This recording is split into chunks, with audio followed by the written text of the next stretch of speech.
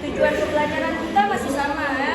Pertama kita memahami apa itu hakikat fisika, kemudian tujuan pembelajaran kita memahami apa itu metode ilmiah, kemudian memahami apa saja keselamatan kerja di dalam laboratorium, dan terakhir fisika, memahami fisika dalam kehidupan sehari-hari. Jadi semuanya hari ini berkembang pemaparan fisika ya kan.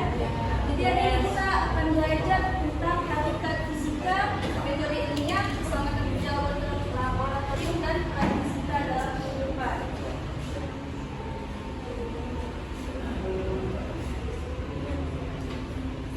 Nah, jadi siapa yang tahu definisi fisika?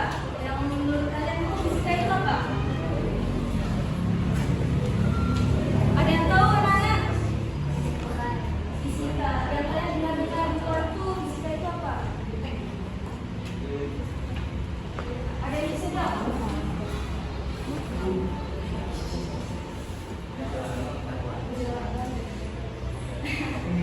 Ya, jadi fisika itu adalah salah satu cabang sains yang mempelajari gejala alam atau fenomena alam dan interaksi yang menyertainya. Jadi kan, di dunia ini biasanya tuh paling banyak sesuatu yang berkaitan dengan fisika, apapun itu. Mau kalian di dalam bidang kedokteran, atau bidang astronomi, atau bidang apapun itu selalu ada fisika. Di kedokteran tuh contohnya kayak ronsen. Kalian tahu ronsen kan? Itu menggunakan gelombang. Kemudian pada kehidupan sehari-hari juga ada kayak misalnya benda yang jatuh itu kan gravitasi. Semua yang ada di dunia ini selalu berkaitan dengan fisika. Fisika ini universal sifatnya. Kemudian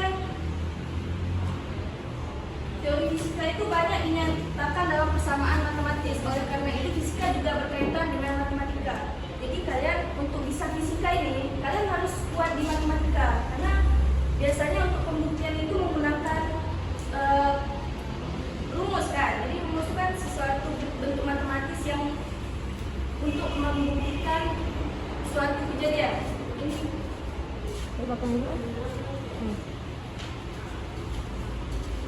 tentu hakikat fisika menurut Colette dari Schiaffett itu konsep, prinsip, hukum, rumus, teori, dan model.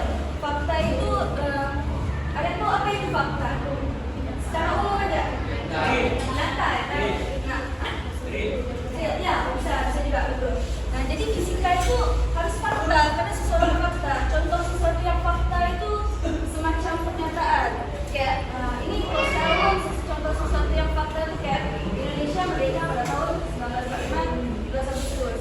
Nah, begitu juga untuk fisika ini, dia nggak bisa sesuatu yang rancu, harus sesuatu yang fakta. Kemudian konsep. Nah, selanjutnya kita masuk ke metode ilmiah. Metode ilmiah atau prosedur ilmiah merupakan suatu cara sistematis yang digunakan untuk mengembangkan dan menemukan suatu ilmu pengetahuan. Nah, metode ilmiah ini yang biasa digunakan para ilmuwan juga. Bahkan kita juga bisa menggunakan ini apabila kalian kayak ini mencari hal yang baru gitu. Kemudian karakteristik dari metode ilmiah itu yang pertama kritis dan analitis, kemudian logis, objektif, empiris, dan konseptual. Metode ilmiah ini ada langkah-langkahnya. Pertama, merumuskan masalah. Merumuskan masalah itu kayak ibu bilang tadi, misal kalian melihat sesuatu dan kalian merasa itu tuh bisa dijadiin ilmu baru kan? Jadi kalian cari tahu. Kalian cari tahu tuh itu termasuk tuh mengumpulkan informasi. Kemudian menyusun hipotesis. Hipotesis ini dugaan awal kalian mengenai sesuatu tersebut. Kemudian kalian merancang dan melakukan eksperimen, menganalisis data, membuat kesimpulan dan menulis. Baru yang itu kalian bisa menulis laporan ilmiahnya. Aku berkolaborasi dengan ilmu-ilmu lain sehingga dapat menghasilkan suatu produk yang memiliki manfaat bagi kehidupan kita. Fisika ini bisa berkolaborasi dengan kimia, bisa juga berkolaborasi dengan biologi. Agak susah sih, tapi fisika ini mencakup semua. Kayak sepeda motor itu kan dari orang fisika ya kan, mungkin dari orang biologi karena sertifika buat sepeda motor dari terus teknologi itu dominannya itu dari fisika semuanya. Kemudian di bidang kesehatan, nah di sini dibilang bidang kesehatan tuh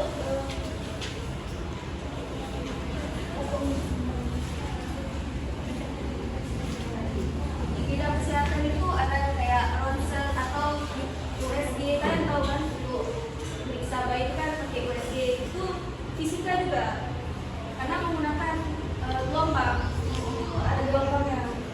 Kemudian ada di bidang astronomi seperti menggunakan teleskop, banyak bukan? Mengambil potret itu juga salah satu dari fisika.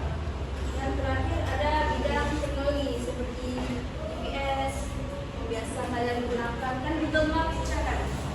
Itu dari fisika juga. Ini yang dalam kehidupan si anak-anak. Karena mengingat waktu juga ya kan. Jadi di sini ibu akan membagi kalian menjadi apa? Sebutlah pada 5 kelompok. Satu kelompok ada 6, ada yang 5 orang. 5 kalau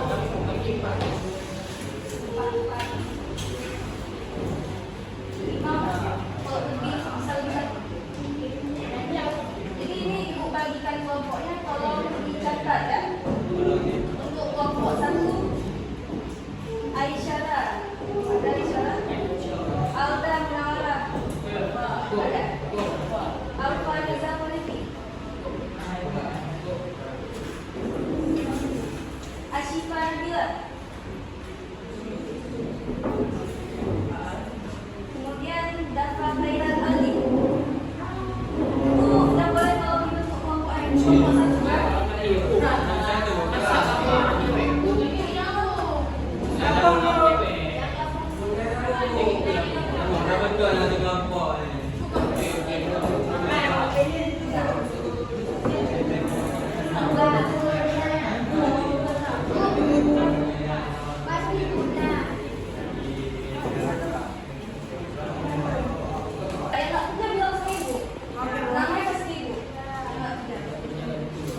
Untuk kelompok 2 ada Dea, Iksan, Adit, Muhammad Kursi, Najila Ufa.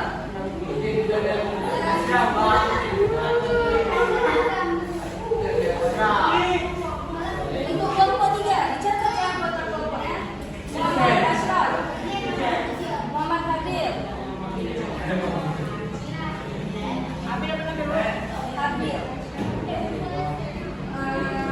Nabil, Muhammad Nabil,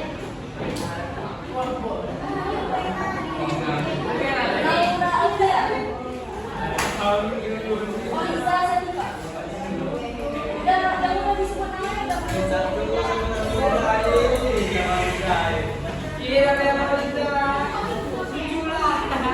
Ini untuk kelompok selanjutnya Muhammad Hidayat.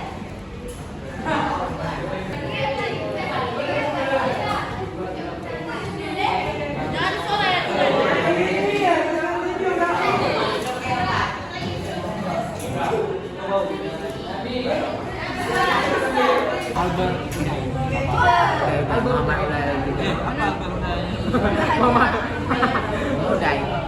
Uday. Ya kan? Siapa namanya? Rizky Hidayat. Tuh ini King Shotgun. Apa ya coba?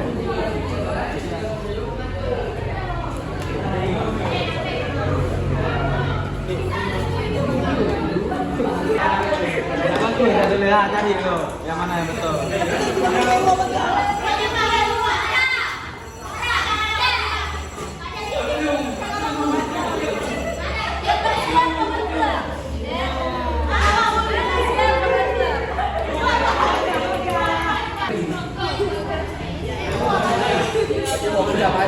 Hari ini kita presentasi.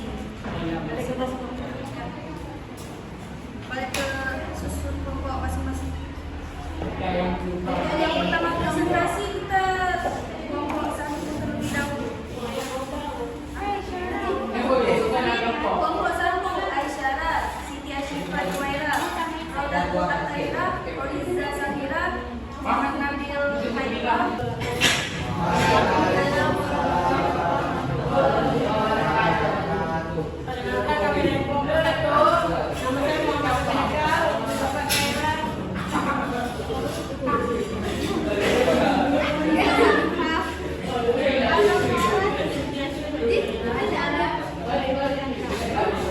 Kami akan mempresentasikan hasil kerja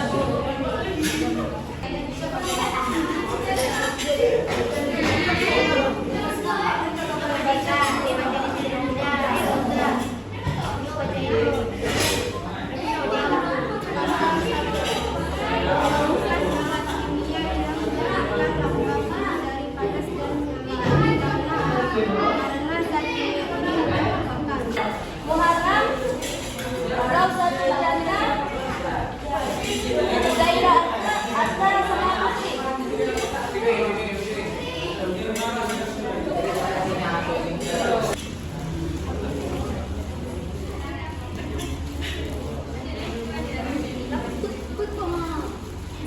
Jika tulisan keterangan berdasarkan ketentuan yang ada di dalam buku.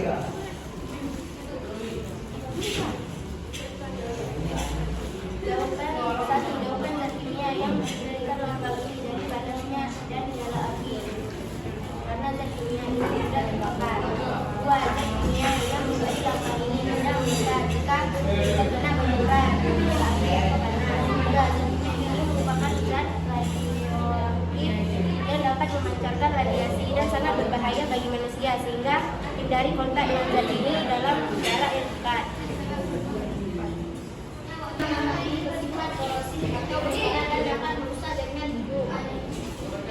Oleh karena itu, hindari zat ini kontak dengan mata atau mulut. Lambang ini memandangkan zat kimia yang dapat mengiritasi sehingga hindari kontak dengan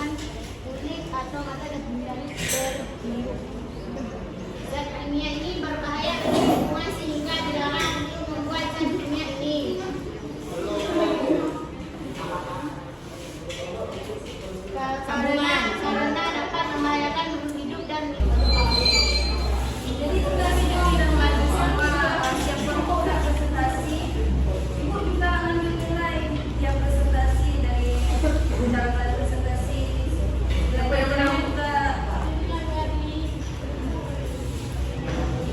Jadi siapa ada yang bisa menyimpulkan apa dari pembelajaran kita pertemuan kemarin sama pertemuan hari ini? Bu, ada yang bisa menyimpulkan? Siapa yang bisa menentukan yang didapat dari pertemuan kita apa aja itu pertama baru atau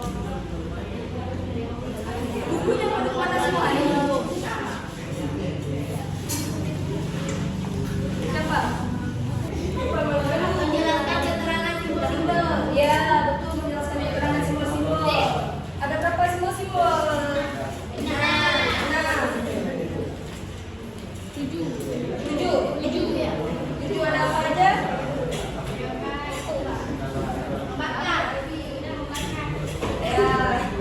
Ya, mudah ada terbakar, mudah meledak, radioaktif juga ada, beracun.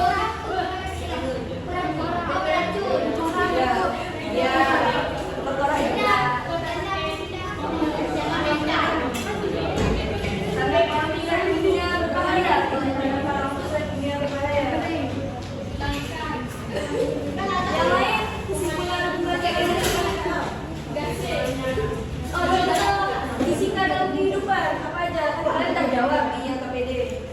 Pada kehidupan, pada pekerjaan. Ya gravitasi, yaitu dalam kehidupan selalu ada. Ada yang tahu lagi apa ini? Fisika di dalam kehidupan ada banyak. Gaya dorong ya, aksi reaksi ya betul. Ada lagi? Dapat nilai plus dari itu.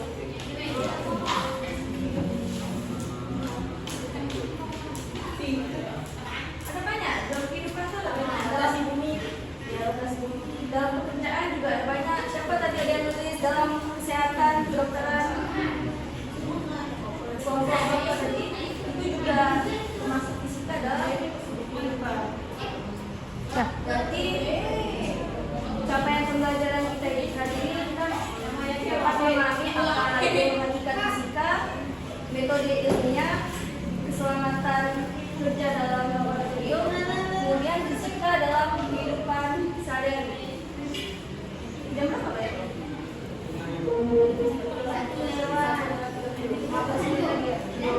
Foto. Jadi Ibu akan memberikan kalian tugas, bukan tugas, PR, catatan.